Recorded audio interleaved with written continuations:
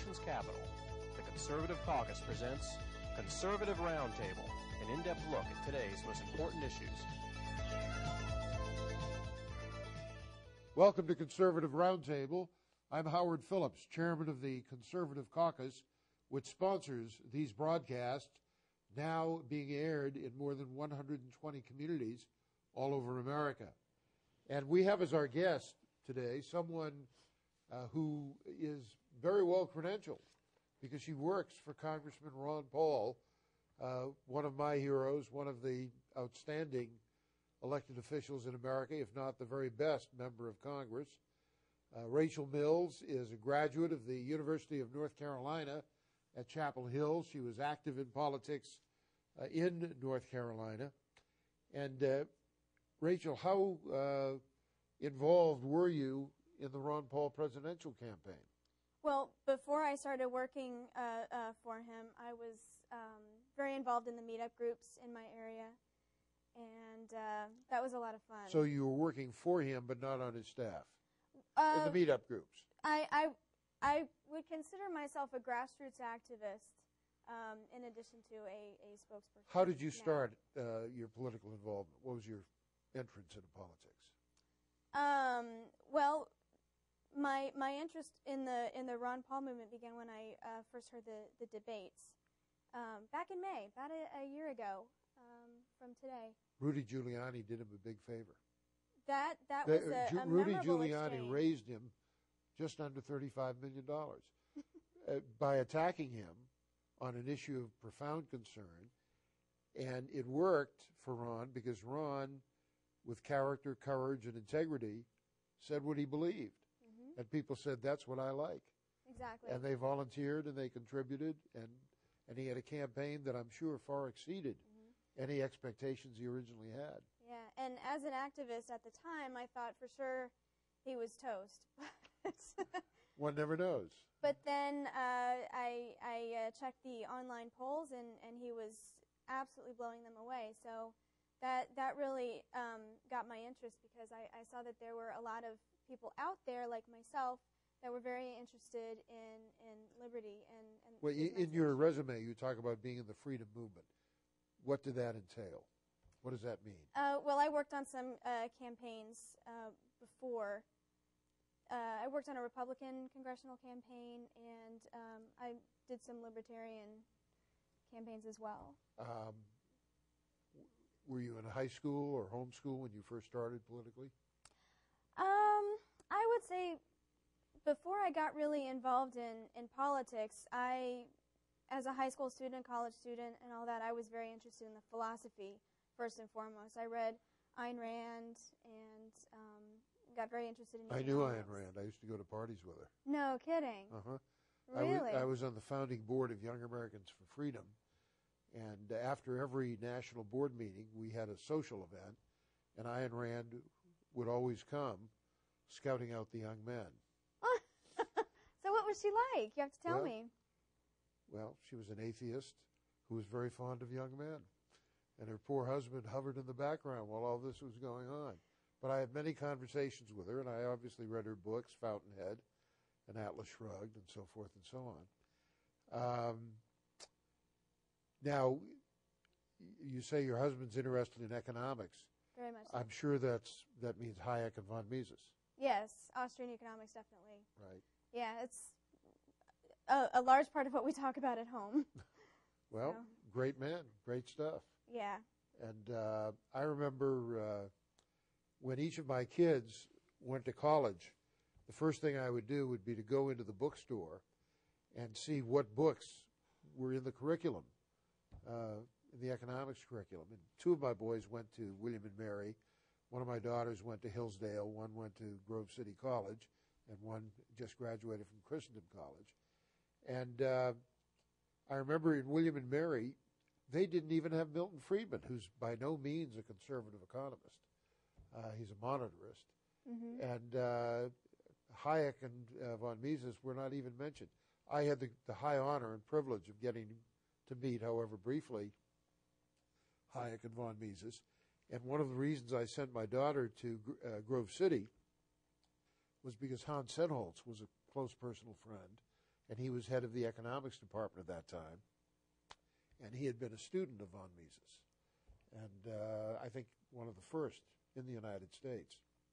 So now I went to Harvard, and unfortunately, my economics professors were people like John Kenneth Galbraith and Seymour Harris, and we read Paul Samuelson, and I didn't get a very good grade in Galbraith's economics course because I thought everything he spouted was pure nonsense.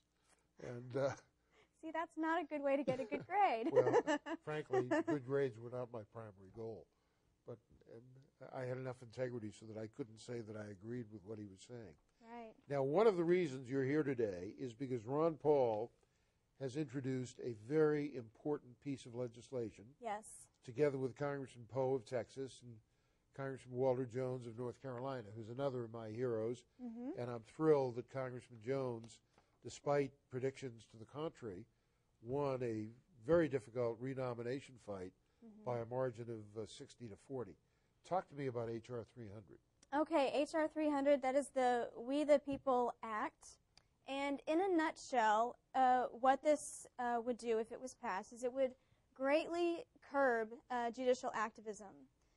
I know we've seen quite a bit of judicial activism, what with Roe v. Wade and many of the rulings on school prayer. So what this would do would be to remove from the federal judiciary decisions on issues like this, like things like abortion. How would it do that? Of course, the Constitution, as is explained in your bill, gives Congress the authority to limit the jurisdiction of the Supreme Court. Exactly. And every court below the Supreme Court is a creature of statute which can be abolished just as it was created. Congress can close down every court except the Supreme Court, and throughout history the size of the Supreme Court has varied widely. Right now we have 9 justices, but at different points in history the number varied. FDR achieved some notoriety for trying to pack the Supreme Court with justices who would rule his way. So all of this is in the Constitution, and Congress has this authority, but what would your bill make them do? It would move jurisdiction away from the federal courts and give it back to the states on issues like that. So in the cases like, I believe it was back in 2000, we had a case about prayer at a football game. It happened to be at Galveston High School, and the Supreme Court came down from on high and told these kids in a high school that they couldn't pray at their own football games, even if it was student-led, even if the students vote on it. So, I mean, how can anyone imagine that the Founding Fathers would agree with a system which the federal government tells high school kids in this, small town, and then thus it becomes precedent all over the country that they can't pray at a game? Let's take a specific case. Who makes the decision? Who takes the action that moves it from the federal level to the state level?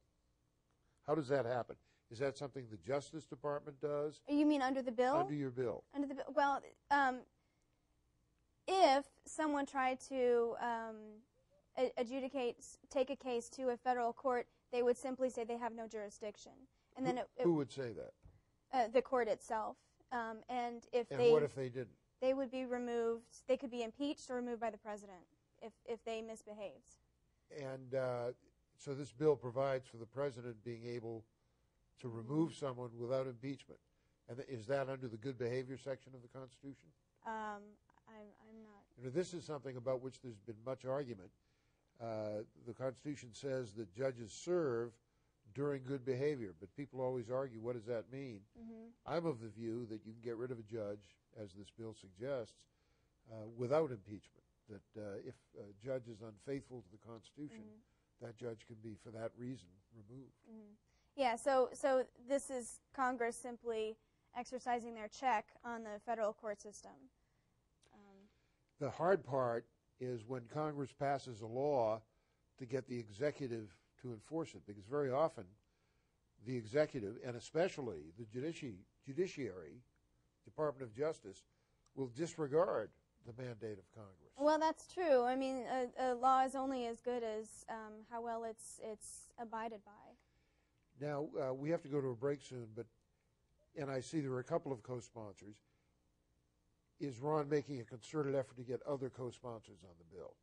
Well, I'm here today to talk about it, and yeah, we're always looking for more co-sponsors on the legislation. How long has it been out there? I believe it's been in committee for a little over a year. Who's the chairman of it used to be Sensenbrenner when the Republicans were running. Is it in the Judiciary Committee? Yes. Okay. And it's got a good number, H.R. 300. Nice round number, easy to remember. It's a round number, easy to remember, and the name, the We the People Act, is a very good name. Stay with us, and we will be back after these messages with more from Rachel Mills, who is press secretary to the estimable Congressman from Texas, Ron Paul.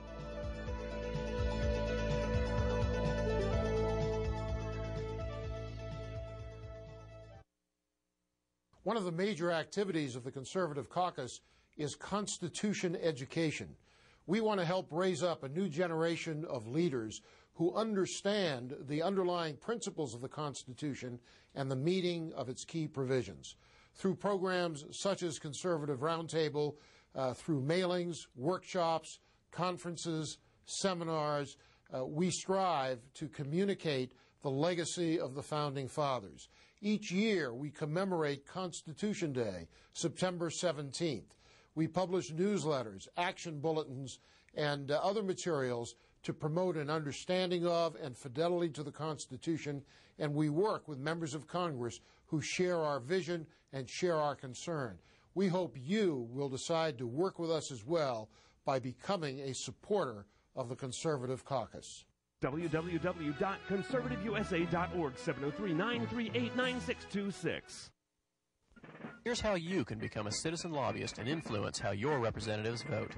Write a letter to your congressmen and senators. Speak out on a call-in talk radio program.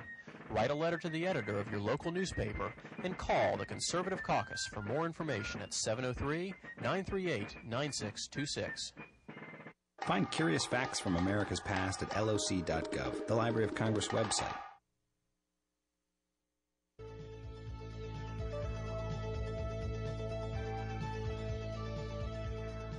Welcome back. I'm Howard Phillips with Rachel Mills, who is the press secretary for the great Ron Paul, congressman from Texas, who has introduced a great piece of legislation called We the People Act.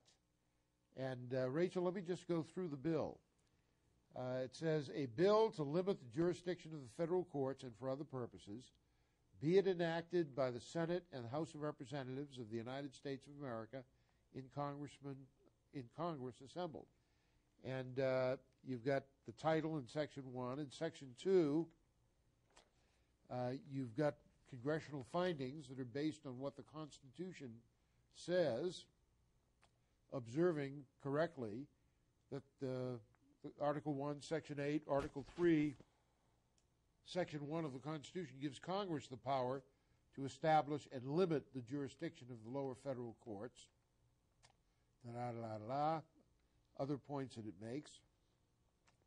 And then it observes that the Supreme Court and lower federal court decisions striking down local laws on subjects such as religious liberty, sexual orientation, family relations, education, and abortion have wrested from state and local governments issues reserved to the states and the people by the 10th Amendment to the Constitution of the United States.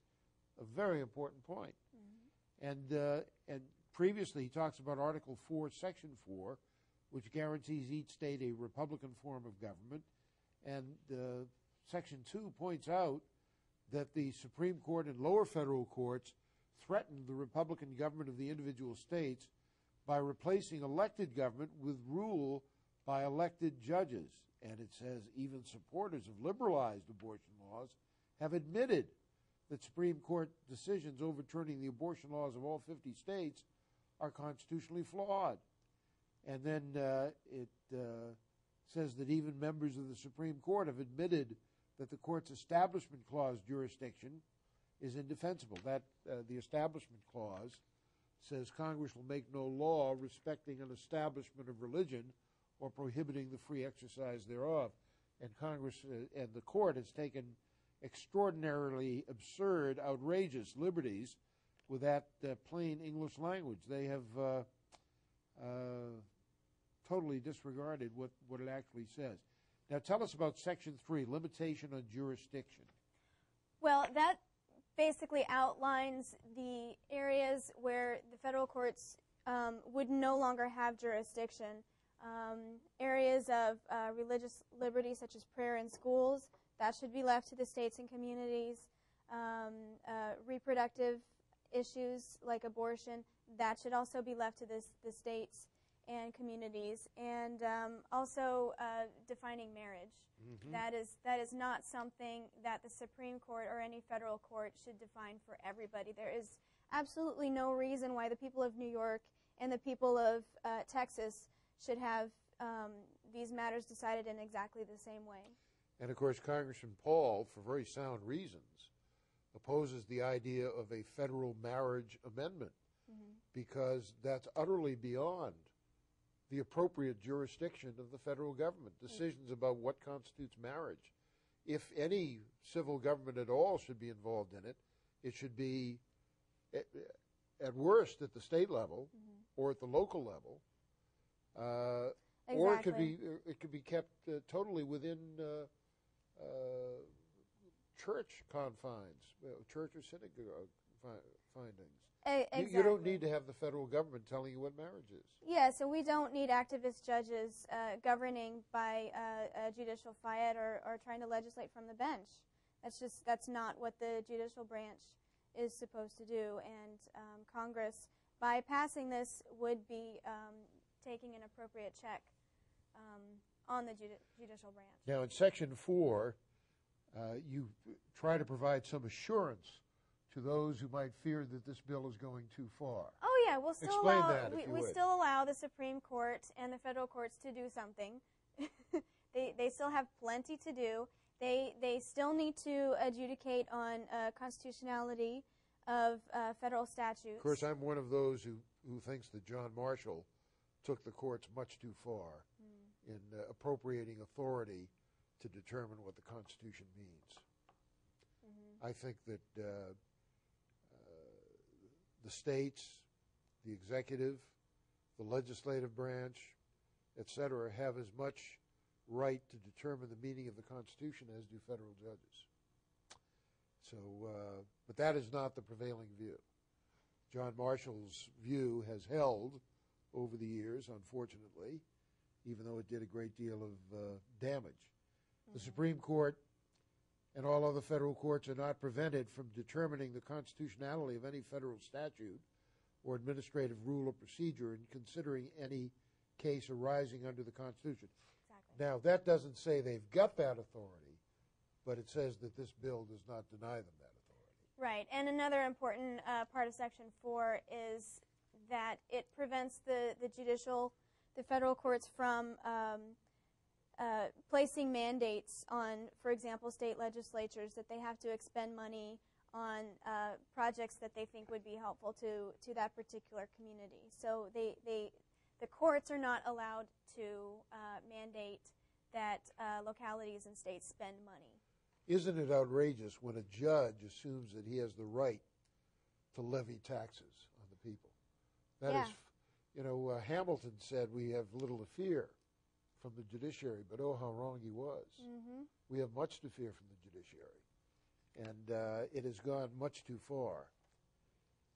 You've got some good judges in your home state of North Carolina who have taken strong stands against abuses by the federal government. Now, in Section 5, you talk about jurisdictional challenges. Any party or intervener in any matter before any federal court, including the Supreme Court, may challenge the jurisdiction of the court. That's very important, isn't it? Yes.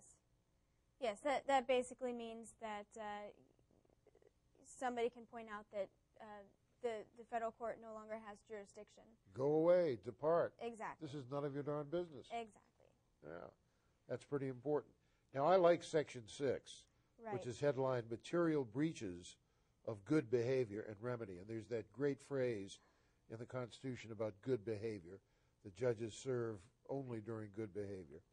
A violation by a justice or a judge of any of the provisions of Section 304 shall be an unimpeachable offense and a material breach of good behavior, subject to removal by the President of the United States according to rules and procedures established by the Congress. Now, that's very important. It means that without going through the whole rigmarole of impeachment, the President can remove a judge who breaks the law. Yeah, and that's kind of what gives teeth to the bill. And it has a safeguard by saying the President can only do it within the limits and procedures established by Congress. Mm-hmm. So it prevents, if it's enacted as proposed, it prevents executive abuse, which has all too often been present in our society. And then in Section 7 it says, cases decided under issues removed from federal jurisdiction are no longer binding precedent. And that's crucial. That's a very important part of this bill because, in effect, that is what would nullify Roe versus Wade, for example, because that was decided in violation of this, so retroactively that would no longer be used as precedent. Well, I'm not a big fan of stare decisis, standing on decisions, if the decisions depart from the plain text of the Constitution. Mm-hmm. And this would make it very difficult for the judges to say, well, this is a settled matter. Right. Now, I worked very hard to get Robert Bork confirmed as a justice of the court. And then my eldest son studied law at George Mason University Law School. One of his professors was Robert Bork. And I was very disappointed to hear him say, when my son said, well, what about the doctrine of incorporation? What about this? What about that? Bork would say, oh, that's settled. We can't raise that. I don't believe these things are settled. I believe that Congress, the President, and judges have the right to revisit bad decisions. Yeah, and what about cases where states and communities have settled these issues for themselves, and then federal courts come in and upset all of that and nullify that? So this bill really is very much about states' rights and limiting the federal government and decentralizing the courts. Rachel, we have to take another break. When we come back, we'll have a couple of minutes for you to expound, not just on this, but on other matters related to the kind of leadership that your boss, Ron Paul, provides as a member of Congress. Please stay with us. We'll be right back with Rachel Mills, Press Secretary to Congressman Ron Paul of Texas.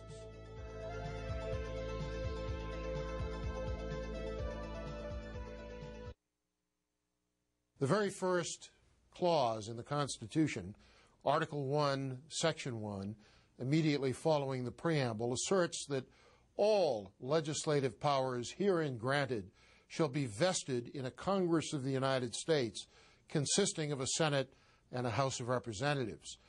All legislative powers, that means you cannot give other entities the power to legislate, not the United Nations or the World Bank or the International Monetary Fund or the federal judiciary or regulatory agencies or federally funded private organizations.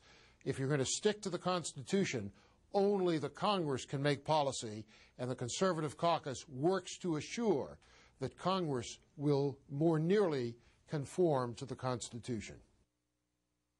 The Conservative Caucus, www.conservativeusa.org, 703-938-9626.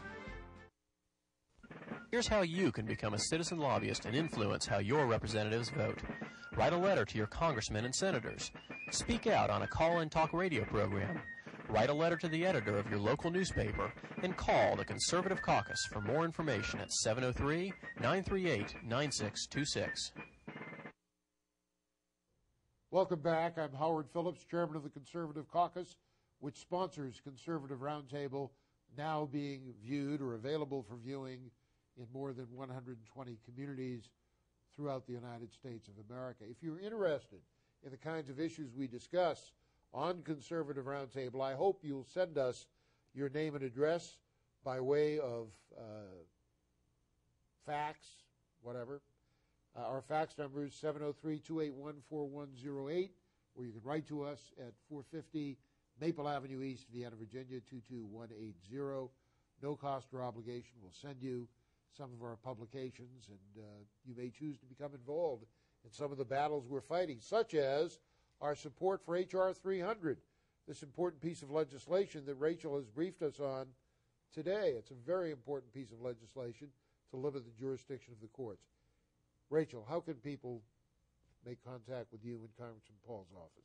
Well, Congressman Paul's website is www.house.gov/Paul, and the rest of our contact information is there. Well, tell me what other issues you focus on as a member of Congressman Paul's office. I know he's been an outspoken critic of the war in Iraq. Do your duties as press secretary get you involved in that issue a lot? Yes, I certainly do develop messaging and help with that. But also monetary policy is a very important issue. He's been terrific in taking on Alan Greenspan and Bernanke and the Federal Reserve System and pointing out how the Fed is really responsible for our economic difficulties today, for inflation, et cetera. He wrote a terrific book with my friend Lou Lehrman about restoring the gold standard some years ago, and he does great stuff. You've got 30 seconds left, Rachel. Tell us everything you want these folks to know. Well, I guess I would just say about Congressman Paul's leadership that he seeks to restore the government to its constitutional limitations, and he always votes his conscience in line with that. Thank you so much for being with us. Thank you. We appreciate it. Keep up the good work.